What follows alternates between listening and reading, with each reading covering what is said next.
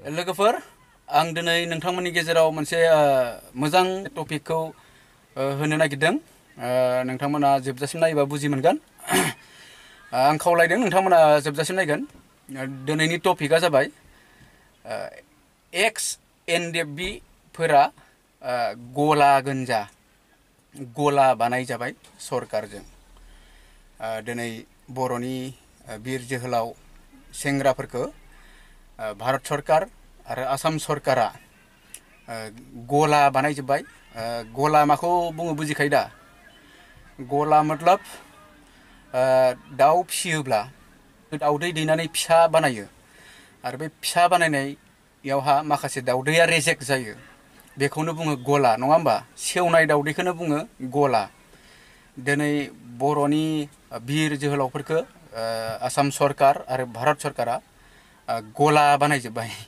गला दिनै NDFBनि लिडारफोरा मा सानदों मोनथिया बुंनो हाया नाथाय दिनै NDFBफोरखौ गला बानायजोबदों दिनै बिटिआर एकर्डजों लोगोसे एक्स NDFBफोरनो 4 लाख रां होनाय जादों चेक आरो बेखौ बिथांमोना 4 बोसोरनि उनावसो मोनगोन आरो बे 4 बोसोरनि उनाव लायोबासो बिथांमोना 4 लाखनि एसे बारा मोनगोन होनदों 4,42,000 4,42,000 मोनगोन होनदों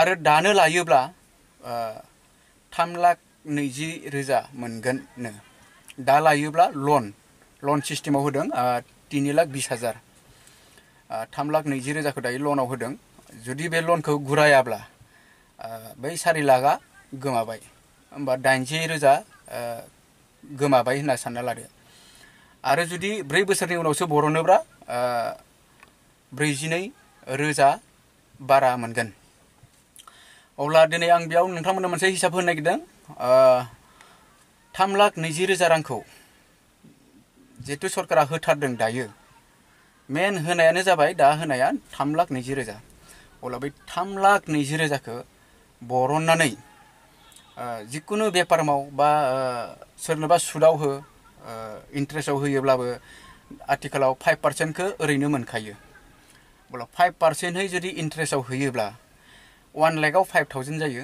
अब्ला 3 लाखआव 15,000 जागोन आरो 20,000निया 1,000 जागोन मान्थलि अब्ला 1 इयाराव बेसे जाहैगोन इन्टु खालामदो नोंथांमोना 1 इयाराव आं नोंथांमोननो हिसाब खालामनानै होगासिनो दङ 16,000 into 12 बोसोरावहाय 192,000 जायो बे 3,20,000 बोसोरसेयाव 1,92,000 खामायगोन अब्ला बेखौ 4 इयार्सजों इन्टु खालामना होदो 4 into 192,000 अब्ला बेसे जाहैयो 7,68,000 अब्ला सरकारा मा फाव खालामदों एक्स NDFBफोरखौ गला खालामदों नङा होमबा 7,68,000 जाहैगोन 4 बोसोराव बे 3,20,000 राङा दा जितु होनाय रां मेन होथारनाय राङा जाबाय 3,20,000 आरो बे 3,20,000 बोसोरब्रैयाव 7,68,000 जमा जाहैगोन अब्ला बिनिफ्राय बिनि मुलाम्फा खालामनाया 7,68,000 4 बोसोराव बा बिजनेस जिकुनु मैगं बेफारखौनो खालाम बा जिकुनु बिजनेस बा सोरनोबा इन्ट्रेस्टआवनो हो होमबा बेसे जाहैगोन 4 बोसोराव 7,68,000 अब्ला 4 बोसोरनि उनाव बे 3,20,000खौ दायो बख'वाब्ला 4 बोसोरनि उनाव बिथांमोना मोनगोननो 4,42,000 आं नोंथांमोननो हिसाबखौ होगासिनो दङ 42,000 7,68,000 निफ्राय माइनास 4,42,000 माइनास 4 बोसोरनि उनाव लायोब्लाबो 4,42,000 मोनगोन अब्ला बै 4,42,000खौ सरकारा 7,68,000 निफ्राय माइनास खालामब्लाबो 3,26,000 प्रफिटआवनो दंबावो अब्ला सरकारा एक्स एनडिएफबिफोरखौ गला बानायनानै बिना फैसायावनो होदों। बे 3,20,000 जिहेतु फैसा होदों एक्स एनडिएफबिफोरनो, बेजोंनो आकु खामायफिनदों सरकारा फैसाखौ। सरकारनिफ्राय थाइसेबो थाङा, आकु मुलाम्फा। जिहेतु बेंकनिफ्राय सरकारा होदों एक्स एनडिएफबिफोरनो, बे गलाफोरनो 3,20,000। बे 3,20,000खौ उल्था खामायफिननानै मुलाम्फा लाफिनलायनानैसो होनाय जादों।